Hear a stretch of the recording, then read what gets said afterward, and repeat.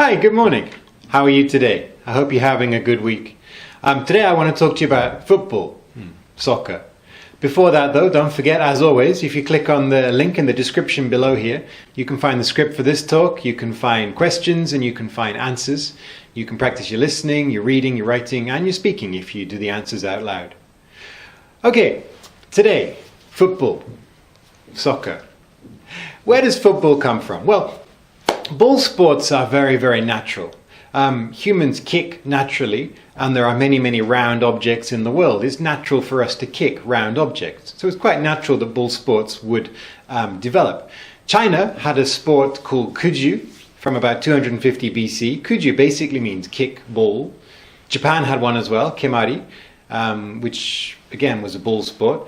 Greece had Episkairos in 250 AD, and Rome, of course, had a game called harpistum.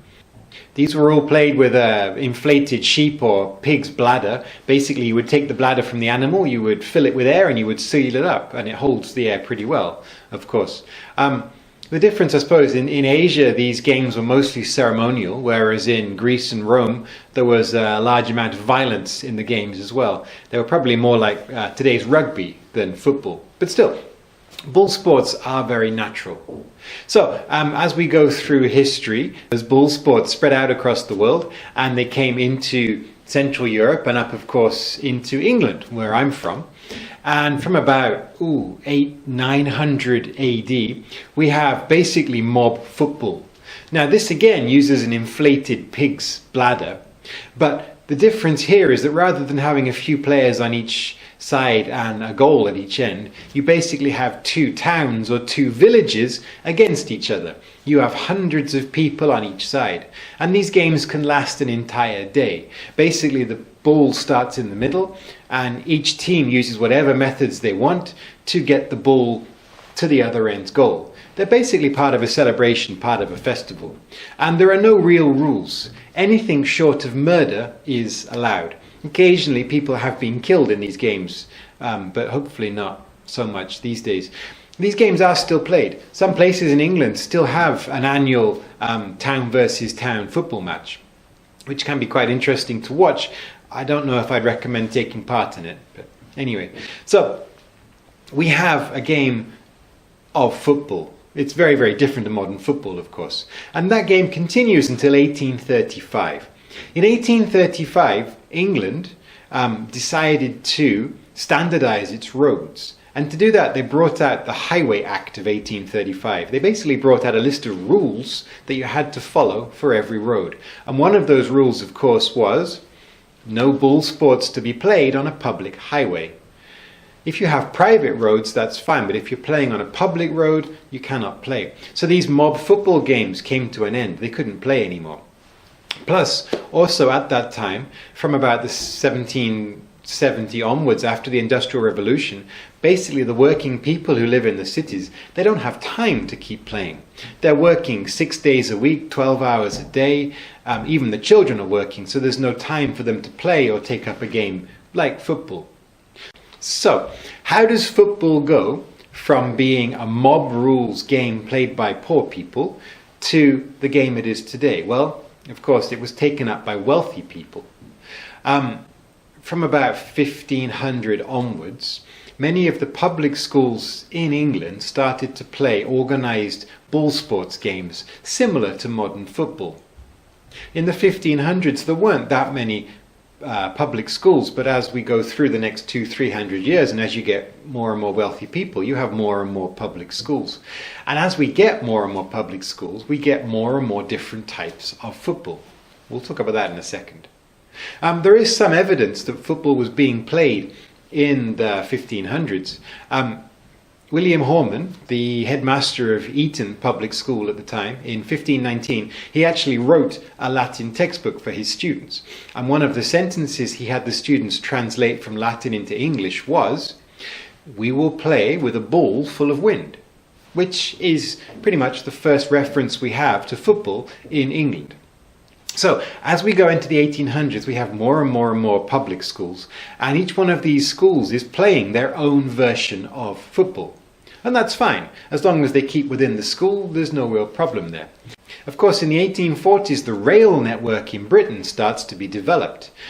We have trains that now run between the major industrial centres of England. Now, because we have these trains, the people from these public schools can now travel to other public schools and we can have inter-school competitions. That sounds like a great idea, unless, of course, you consider that each school is playing by their own set of rules. When you have two schools meeting, how do they play a game? They have to spend the first few hours deciding which set of rules to follow. So should we take some of your rules and some of our rules and mix them? What should we do? So, of course, having no standardized form of football does start to present problems. So, people sit down and they think, okay, we've got to have some kind of rule system. So in 1848, Cambridge University, a few people sit down and they make the Cambridge Rules. Now, these rules have some properties that we still use today, but also quite a lot of differences. One of the major ones being, of course, that you could carry the ball with your hands, and also that you could tackle players. You could sweep their feet out from under them, which, of course, you're not allowed to do today. 1848, the Cambridge Rules, they were not taken up by many schools, so we still have the same problem continuing. 1863, Ebenezer Cobb Morley. He is known as the father of modern football. He's known as that for a good reason. He basically founded the FA, the Football Association. He sat down in his house and he said to himself, we have all these schools playing football. We need a proper standardized set of rules. So he made them. He wrote down his laws of the game. That's why he's known as the father of modern football. Incidentally, I said at the beginning of this talk I was going to talk about football, and then I paraphrased it soccer. Why is that? Well, in America, of course, people call this game soccer, and in England we call it football.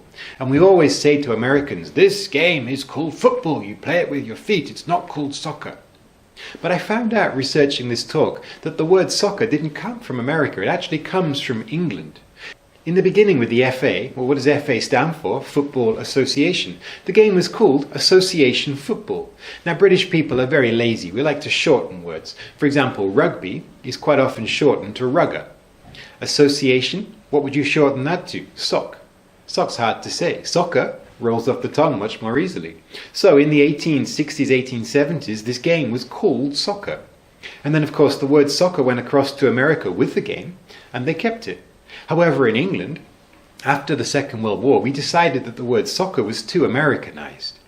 Of course, in America, they have their own game of football, American football. They kept soccer to refer to football, and they used football to refer to American football. So we decided the word soccer was too Americanized, so we stopped using it. So after the Second World War, we reverted from soccer to football. So now most people, when they meet an American and they say, no, the game's called football, you play it with your feet, they should think that actually originally in England we called the game soccer. So Americans are not at fault there. In fact, Americans are staying truer to the tradition of the sport. So Ebenezer Cobb Morley, he comes up with the FA rules. He comes up with his code of conduct. Now, you need more than one person, you need more than one school to take up these rules, of course. So on the 23rd of October, 1863, in the Freemasons Tavern, Covent Garden, which is in London, we had the very first FA meeting. About 6 of the main teams came together for that meeting. And in that meeting, they decided which rules to stick with. However, the first point of contention came up with some people wanted to stick with the Cambridge rules and some people wanted to use the new FA rules. Now, the Cambridge rules, remember, meant you could carry the ball and while you run, and they also meant you could tackle. The people that liked the Cambridge rules, they had a split with the other group of teams and they went off on their own. And they actually formed Rugby Union. So today we have the games rugby and soccer, but they have the same root. They come from the same place. They split in 1863 when rugby players went off wanting to carry the ball and tackle and be violent, which they do. And soccer players wanted to be more elegant, I suppose.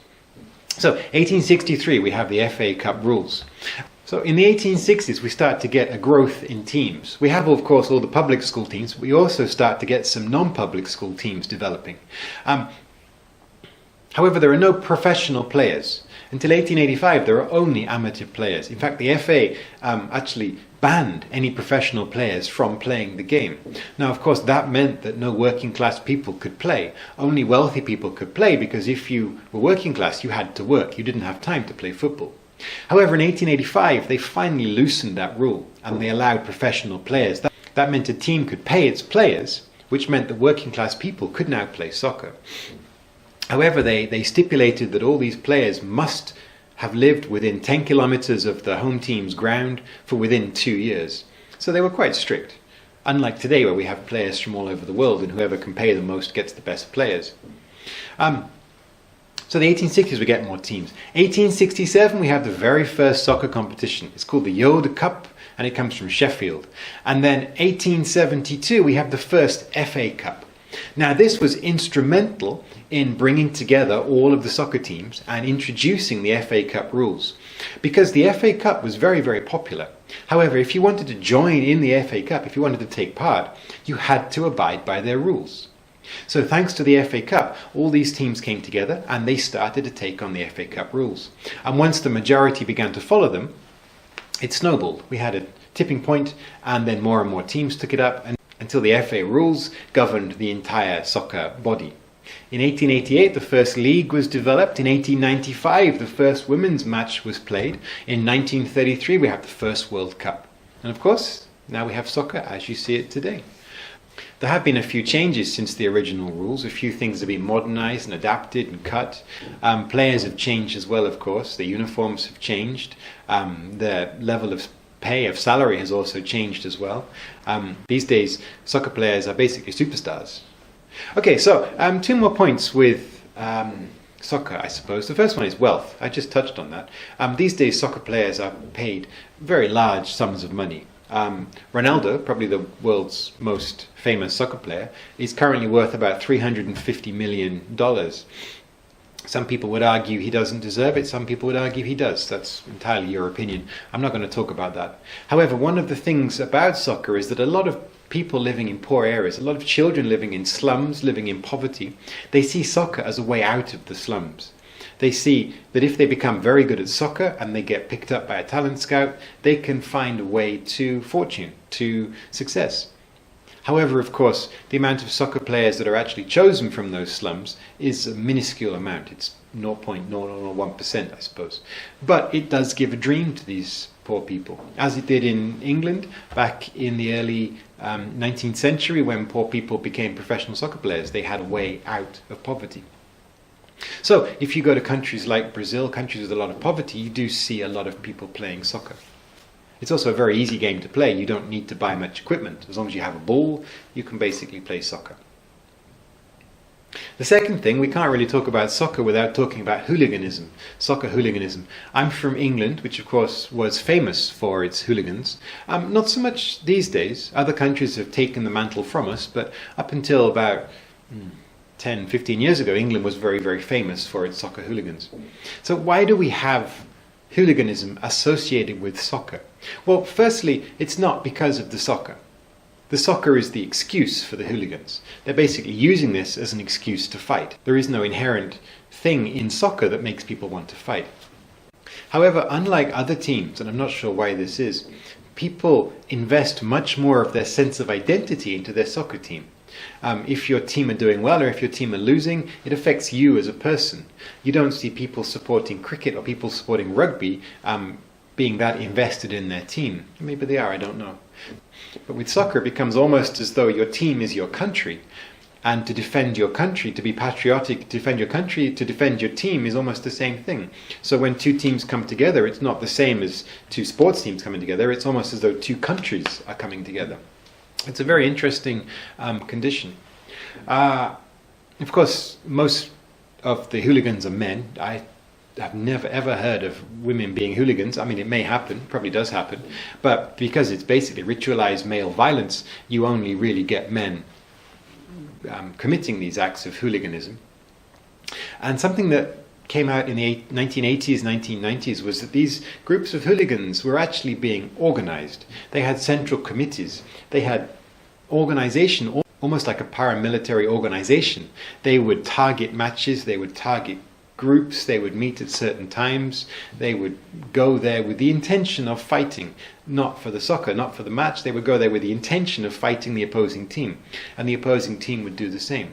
So the actual match, the soccer match, becomes second place. It becomes unimportant. It's just a reason for these two armies to come together and fight each other.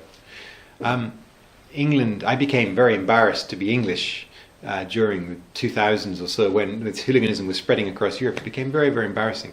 But it's dying down, of course, these days. Why is that? Well, one reason is football is now more expensive. It's much more expensive to get a season ticket to go and watch a match. So your average person can't afford to go anymore. These hooligans have been targeted by the police. They've been given life bans. They've been given travel bans. Even before international matches, they have their passports confiscated or they're banned from travelling. And better policing. The police are much more on the ball. They're much more interested in the hooligans. They use face recognition software. They can target the hooligans before they even get to the match, which of course has reduced the amount of hooliganism. So that's basically soccer. I hope you enjoyed that. Thank you for watching. Don't forget, if you click the link below here, you can find the script for this. You can find some questions and you can find some answers. You can practice reading, you can practice writing, you can practice your listening. If you liked it, click like. If you want to subscribe, it's over here. Looks like my head. Thank you. I'll talk to you again next week. Bye.